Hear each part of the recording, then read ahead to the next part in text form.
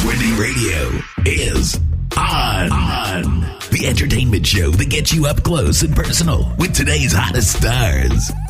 Here's your host, Novell J. Lee.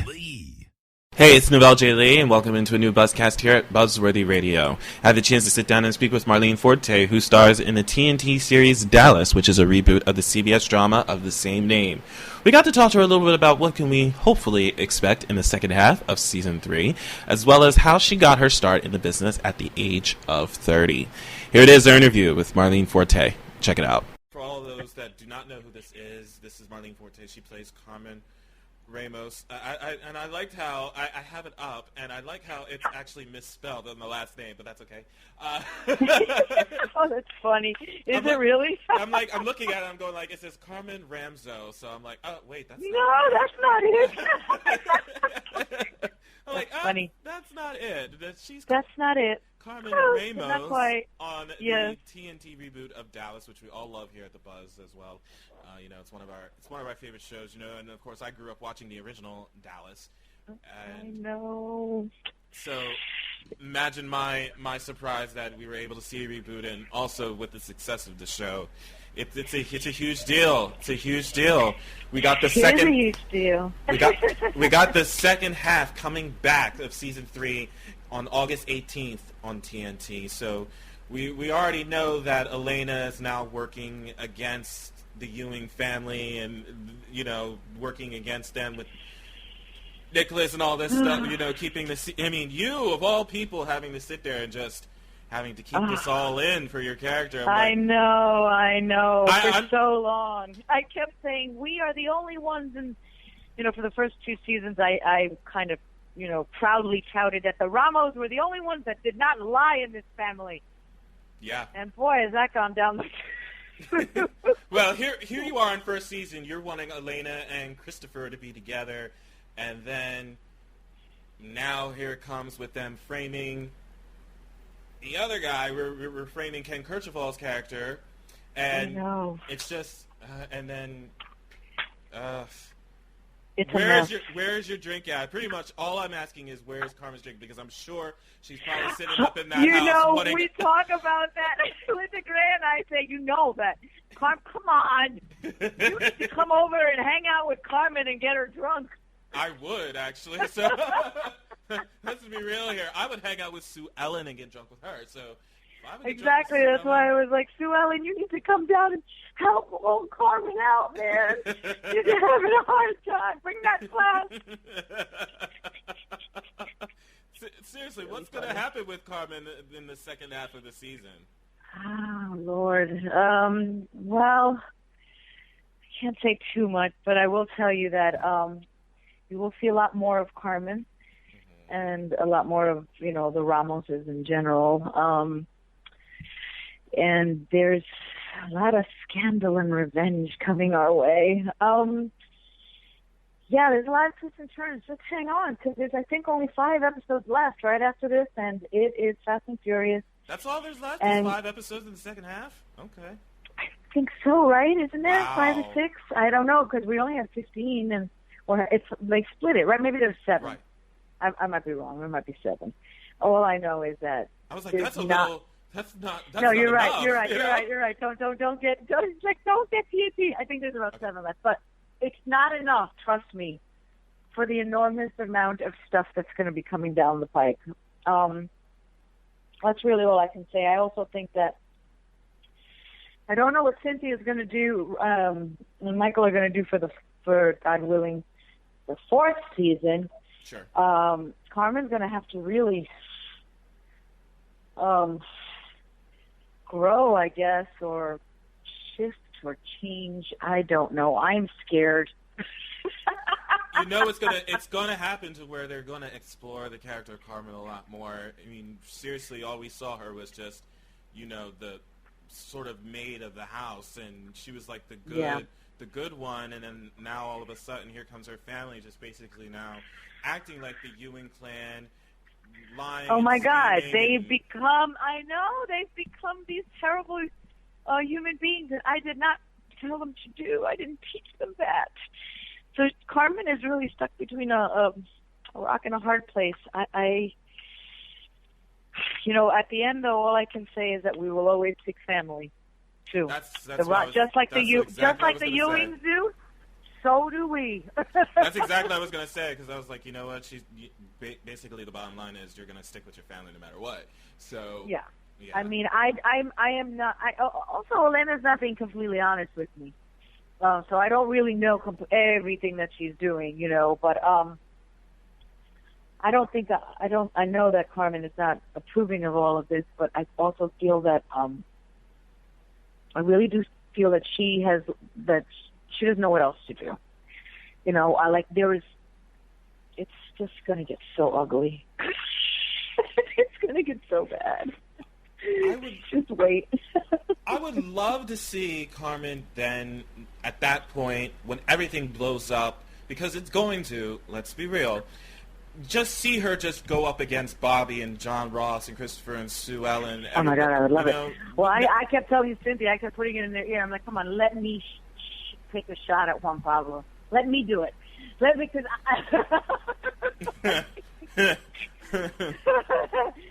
I've already given him that warning. I've already warned him. I have already warned him at the beginning of the season not to cross me. But now that should be explored. No, that should be explored. Yeah, exactly.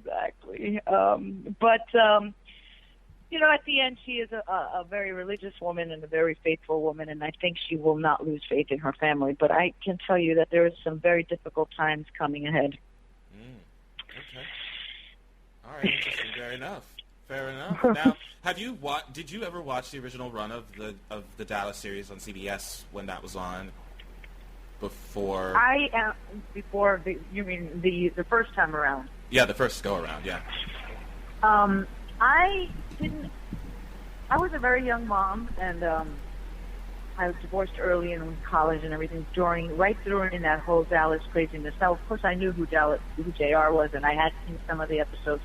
I couldn't be faithful. I was trying to get through college, single mom. There's no time for TV. But sure. I was a Knots Landing girl, because by that point my life was a little bit more together, and it was the spin-off. Love Knots Landing. Knots Landing girl. Yep. And a big, humongous Larry Hagman fan all my life, from I Dream of Jeannie. I Dream of Jeannie, yeah. So every time I could watch the show, I would watch it. But more honestly, it was my, people are always like, did you when you got booked on it, did you see all the reruns of Dallas? I said, no, but I did watch all the reruns of I Dream of Jeannie. I didn't watch the original run of Dallas, but I watched I Dream of Jeannie, though. Exactly. I watched Barbara Ian and Larry Hagman together. Exactly. Like how that worked out. Of course, I'd never, obviously, as a young guy as I am, I never really saw much of the original run of Dallas towards the beginning. When I first came into it, I was like I was a huge Knots Landing fan, and even though I never saw it, I knew all about the Who Shot JR story,line, so I knew that was a big deal. So I knew that even as a young kid, the tremendous amount of people that watched Dallas and that story and that episode primarily. And so it was just like I saw all these T-shirts and magazines and everything that everybody had. My aunt used to talk about it, and it was crazy. It was crazy. It was a crazy time. So just seeing the fact that it was able to live again in the new generation, with the children of the older generation, with Bobby and Sue Ellen and JR, and it just works so well because you're integrating new casts with old casts, and I think it's amazing. Yeah, I think Cynthia and Michael did a phenomenal job at doing that, and making it current. Where drill baby drill versus alternative gas, meth and gas. I mean, it's current all around. Mm-hmm. And it still is juicy enough with all the drama and the scandal with the personalities that have been written in, and the old ones. We got really blessed to be able to have Patrick Duffy and Linda Gray with us, and and Larry Hagman. It was what a blessing to have him as long as we had him, Right, because exactly. that really was able to bridge the old with the new in a wonderful way. Absolutely. So, Absolutely. Now, I believe you have an interesting story about how you became an actress, because from what I understand, you didn't decide to become one until you turned 30. Oh no, I was 28. Yeah. 28. Yeah. Excuse me. Well, I always wanted to do it, so it wasn't like, I want to try acting. I was just, I was an immigrant. I was born in Cuba, and I was raised by the first of 3 girls. My parents were very, Catholic and very closed-minded. I got married to my first boyfriend and had a kid, or blah. I did all that stuff. I wanted to be an actor since I was 10, but it took me 20 years to do it, to get to it. And I was because I went to college. I got married. I did a lot of things that a good Catholic immigrant girl is supposed to do. Okay. And then by the time I was 21 or 20, 22, I was divorced with a 3-year-old kid and said, I'm going to be an actor. And it took me all that time because I opened up a video store. I thought, I'll be my own boss. And video stores were just starting out, mom and pop video stores. Right. I'm the Cuban Quentin Tarantino, Yeah. So I did it for 6 years. And of course, I couldn't act because when you're a business owner, you don't have time to do anything but run your business. Exactly. But I did learn. I had a film education that I could have never afforded to have, so that was always good. And then I was getting older, and Blockbuster hit the scene, and I thought, I got to either if I don't do this now, I'm never going to do this. And I just kind of took a leap of faith and auditioned for this theater company that was just starting off at the time, which was the Latinos Actors Base, and now is Labyrinth. And I was surrounded by people like Philip Seymour Hoffman and Sam Rockwell and John Ortiz and Paul Calderon and Judy Reyes and David Zayas, and these are the people that I learned acting with. So I was in good company. You were. I got lucky, yeah. Especially with Philip Seymour Hoffman, rest in peace. But it's interesting because with Hollywood, that stigma that it has, where once you reach a certain age, then they don't want you.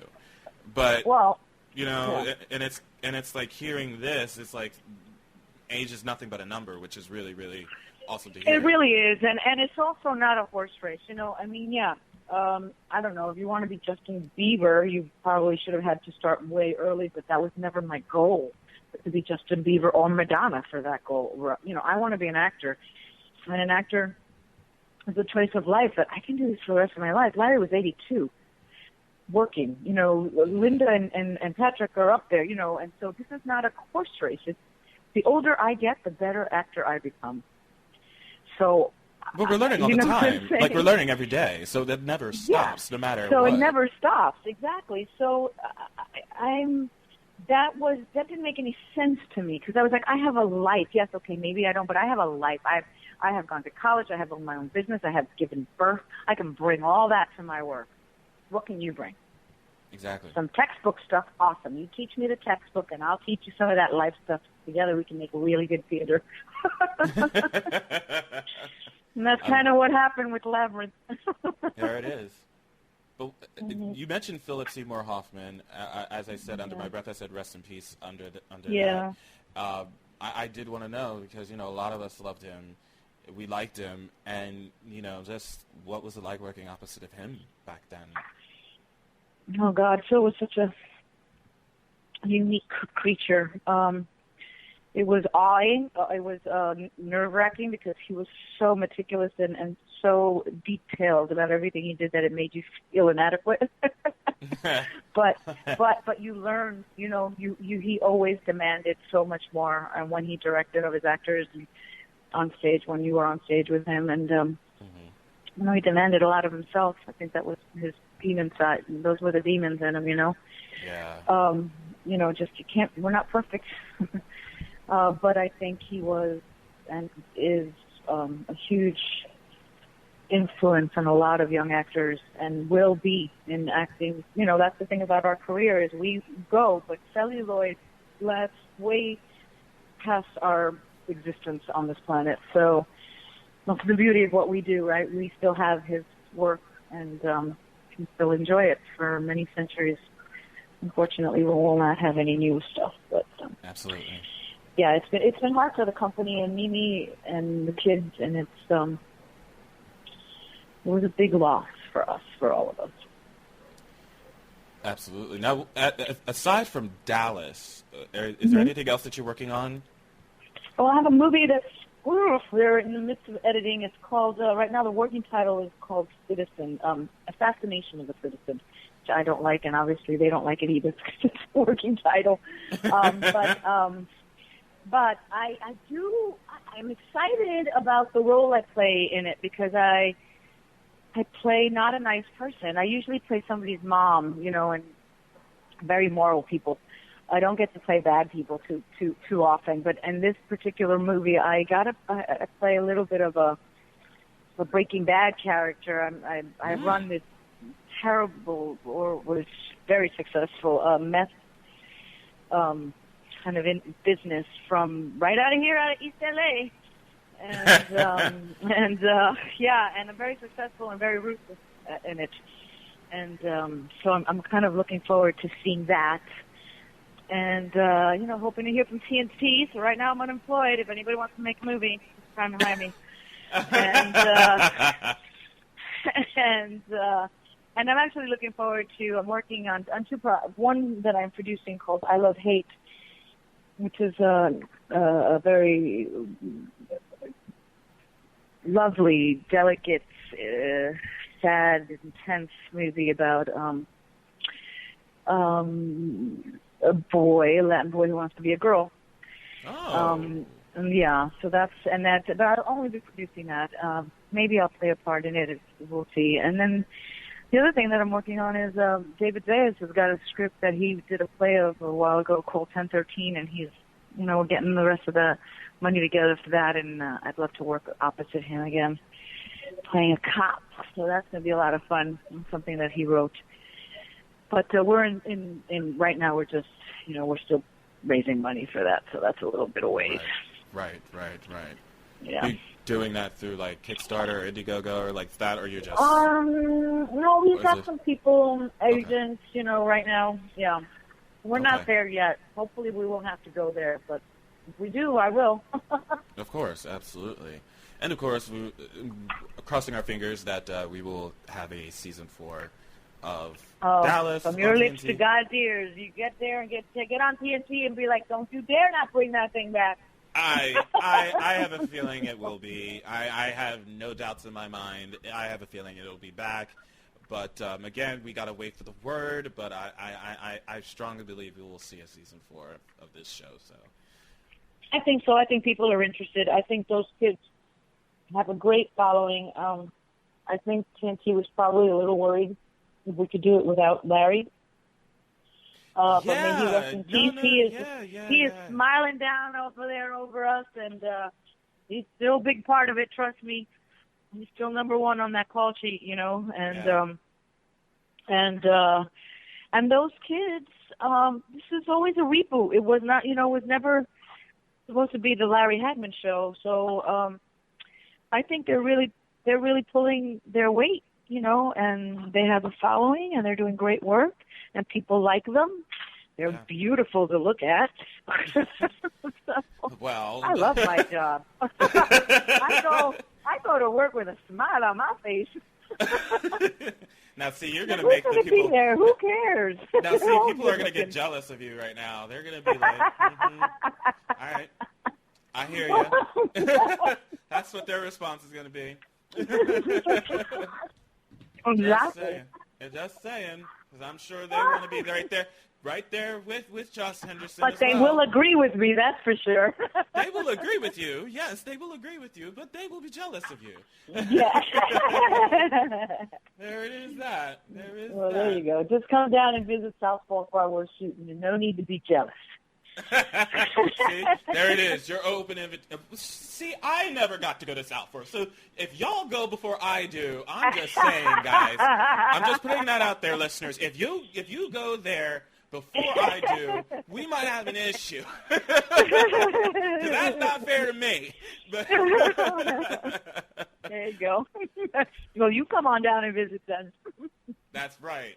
I'll come down there first before y'all. And what? But you know what? Carmen will have some mole whipped up for you.